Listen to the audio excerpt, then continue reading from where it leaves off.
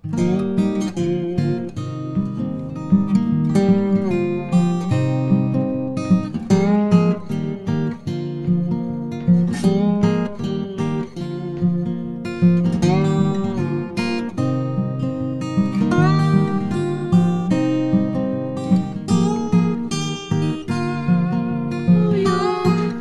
birthday, dear Ma.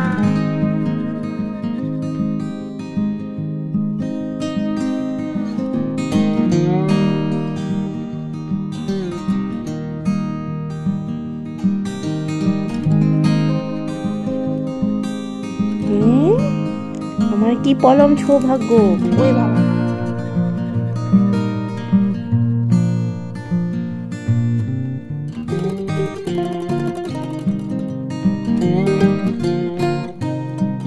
Hello বন্ধুরা, good evening, welcome back to my new blog. কেমন আছো তোমরা সবাই? আশা করি সকলে খুব ভালো আছো, সুস্থ আছো। আমরাও বেশ ভালো আছি। দিনটা হচ্ছে 11th of December, বুধবার। বাজে এখন সন্ধ্যে 6টা। তোমাদেরকে সঙ্গে নিয়ে এখন থেকে আজকে ব্লগটা শুরু করছি। তোমরা পুরো ব্লগটা জুড়ে সাথে থাকো। আশা করি তোমাদের আজকের ব্লগটা খুব ভালো লাগবে। বেশিরভাগ দিনই সকাল থেকে ব্লগটা স্টার্ট করি আর তোমাদের সাথে সকালের দিকটাই শেয়ার করার চেষ্টা করি। সন্ধ্যেবেলার দিকটা খুব একটা হয়ে ওঠে না।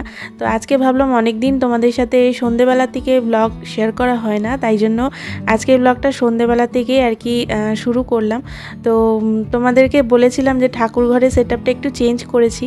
আর শ্রেয়া একদম ঠিকঠাক গেস করেছো। হ্যাঁ গো, মা লক্ষ্মীর আসনটা নিচে বসিয়েছি আর আমার গোপুসোনাকে ওপরের আসনে তুলে দিয়েছি।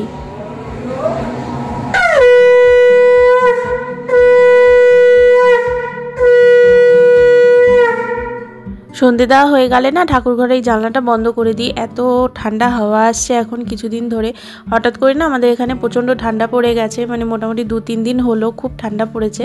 সোমবার দিনকে তোমাদেরকে বলছিলাম না ব্লগে যে বৃষ্টি হয়েছে আমাদের এখানে, তো সেদিনের পর থেকে আর কি ঠান্ডাটা পড়েছে জাঁকিয়ে আমাদের এখানে। তো বেশ এনজয়ও করছি, কিন্তু কাজকর্ম করতে একটু কষ্ট তো হচ্ছে বটেই। বিশেষ করে সকালবেলা উঠে জলে হাত দিতে না ভীষণ কষ্ট হয়। তো যাই হোক, সংসারের কাজকর্ম তো করতেই হবে, সেগুলো তো আর ফেলে রাখলে চলবে না। তো সেগুলো করতেই হবে। শীত গ্রীষ্ম বর্ষা একই রুটিন আমাদের চলবেই। তো যাই হোক, দেখো ঠাকুর ঘর থেকে ঘরে এসে একটু ফ্রেশ ট্রেশ হয়ে ঝটপট করে একটু রেডি হয়ে নিলাম। যাব হচ্ছে মার বাড়িতে। তোমরা আজকের ভিডিওর টাইটেল আর থাম্বনেল দেখে বুঝতে পেরেই গেছো যে কি রিলেটেড আজকে ব্লগটা হতে চলেছে। তো স্পেশালি হচ্ছে আমার মায়ের আজকে জন্মদিন, মানে 11ই ডিসেম্বর হচ্ছে মায়ের জন্মদিন। বাট বিশ্বাস করো, আমার এত বছর বয়স হয়ে গেল, মানে আজ অবধি আমার মার জন্মদিন কবে সেটা আজ অবধি আমরা মানে ওনাকে জিজ্ঞাসা করে আর কি আমরা জানতে পারিনি। এমনকি আমার দিদা যতদিন বেঁচে ছিলেন তো দিদাকেও জিজ্ঞাসা করেছিলাম, কিন্তু দিদার তো বয়স হয়েছে, মনে নেই, মানে বলতে পারতো না। তো মাকেও অনেকবার জিজ্ঞাসা করেছিলাম, মাও সেটা বলেনি। অথচ জানো তো, উনি সবার জন্মদিন মনে রাখে, সবার জন্মদিন সেলিব্রেট করে, কিন্তু নিজের জন্মদিনটা কাউকে বলে না। তো আমাদেরও তো ইচ্ছা করে বলো একটু জন্মদিনটা সেলিব্রেট করি। তো এইসব বিষয় নিয়ে আর কি মানে একটু আলোচনা হচ্ছিল বাবার জন্মদিনের দিন। তো তখনই আমার হাজব্যান্ড বুদ্ধি দিল যে আইডি প্রুফে তো রয়েছে বা ডেট অফ বার্থটা, তো ওই দিনটা হিসেব করে করলেই তো হয়। তো সেই মতনই আর কি বাবার হেল্প নিয়ে আইডি প্রুফ থেকে আর কি ডেটটা জানা হয়েছে। তারপরে আর কি এই যে একটা সারপ্রাইজ প্ল্যানিং করেছি আর কি। বাবা সকালবেলা ফোন করে বলেছে যে আজকে তোর মায়ের জন্মদিন। তো তখনই বাবাকে আর কিছু বলিনি, নিজেরা একটা প্ল্যান করে নিয়েছি। আর এখন যাচ্ছি মাকে একটু সারপ্রাইজ দিতে। এগো তোমরা এগো।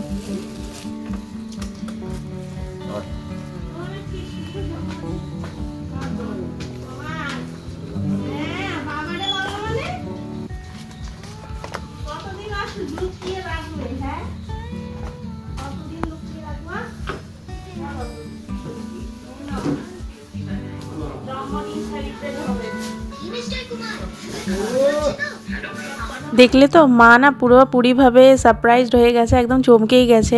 মানে ঢুকতেই বলছে এই ঠান্ডার মধ্যে তোরা কি করছিস। তো হাতে কেকের প্যাকেট, তারপরে অনেক কিছু খাবার দাবার নিয়ে গিয়েছিলাম, মা যেগুলো খেতে ভালোবাসে। তো সেই সব খাবার দাবার দেখে তো ভীষণ আর কি খুশি হয়েছে, সেটা তো বুঝতেই পারা যাচ্ছে। কিন্তু ওই যে মারা যেটা বলে থাকে, এগুলোর কি দরকার ছিল, কেন এনেছিস, এগুলোর কোনো মানে হয় না। তো এই সব তার ঢুকতেই তো আমি বললাম যে কতদিন লুকিয়ে রাখবা, আমরা জেনে গেছি আজকে তোমার জন্মদিন সেলিব্রেট হবে। তো এই হচ্ছে ব্যাপার। এই ছোট ছোট আনন্দগুলোই তো জীবনে মনে থাকার মতো, বলো। তো তো বাড়িতে এসেই আর কি একটু ফ্রেশ হলাম, হয়ে না একটু কফি করে নিয়েছি। এত ঠান্ডা পড়েছে না, হাজব্যান্ড স্কুটি করে এসেছে তো প্রচণ্ড ঠান্ডা লাগছে। আর এদিকে এনাকে দেখো আমার পায়ে মাথা ঘষেই যাচ্ছে কি মানে চাই ভগবানই জানে।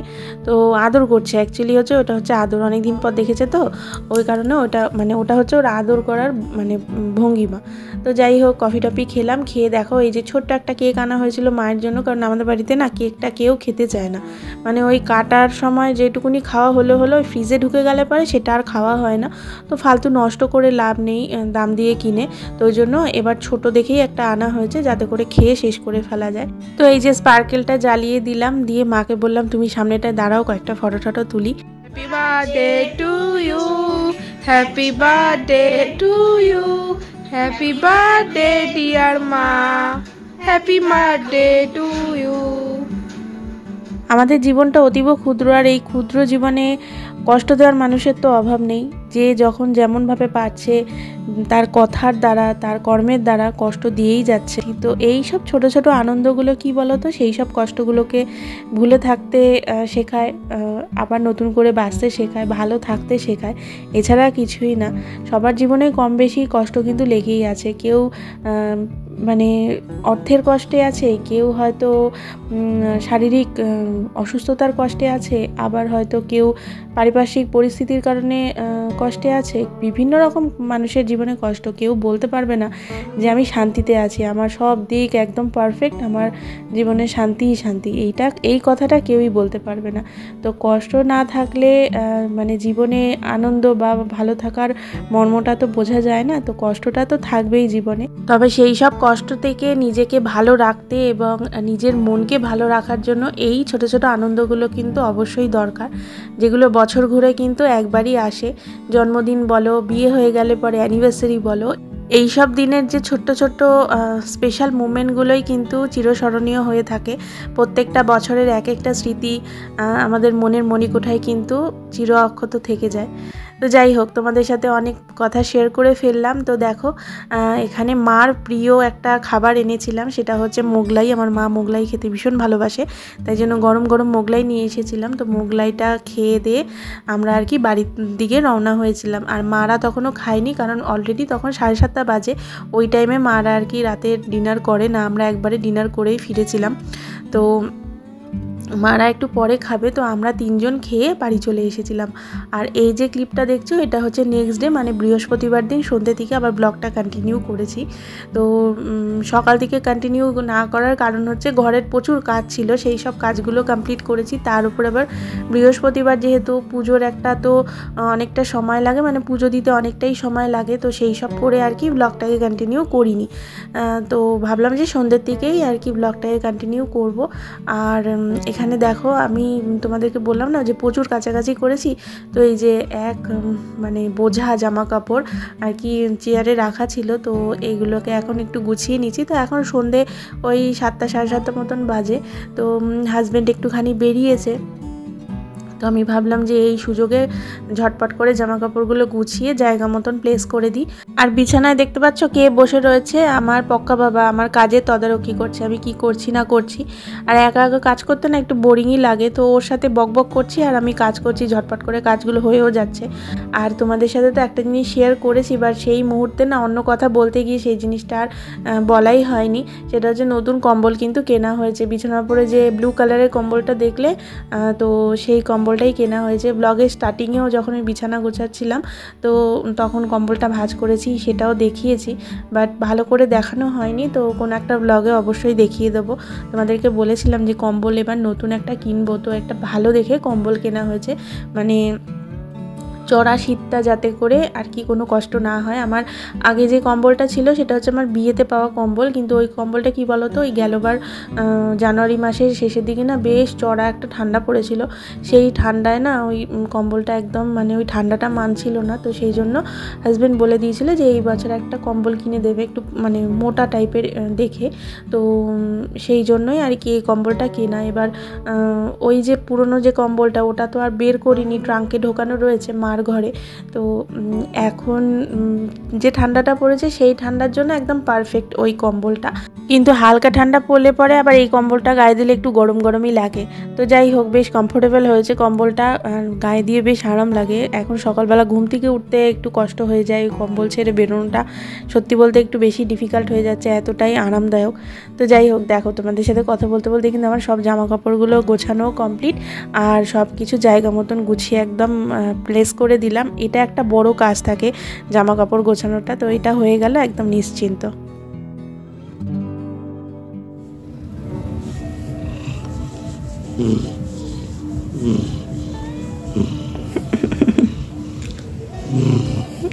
বাবা, কোথায় ফাংশন হচ্ছে মামি জানিস? ফাংশন হচ্ছে জানিস?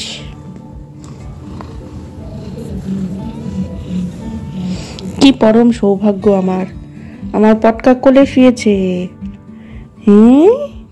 আমার কি পরম সৌভাগ্য। ওই বাবা, এটা তো ভালো লাগে না।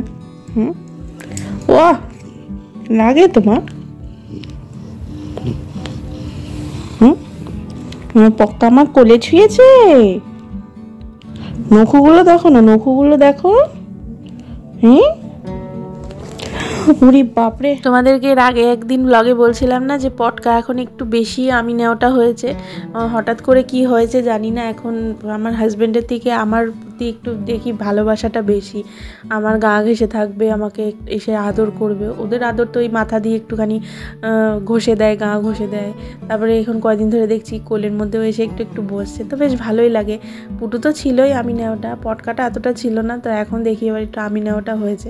তো যাই হোক, ওর সাথে একটু আদর টাদর করে ওকে একটু টাইম দিলাম, ওর সাথে একটু খেলাধুলা করে এখন দেখো রান্নাঘরে চলে এসেছি। হাজব্যান্ড না টমেটো এনেছিল, টমেটোটা বানানো ছিল, তো টমেটোটা একদম পরিষ্কার দেখে ওটা আর ধুলাম না, কারণ ধুয়ে এখন আর রাত্রিবেলা শুকাবো কি করে।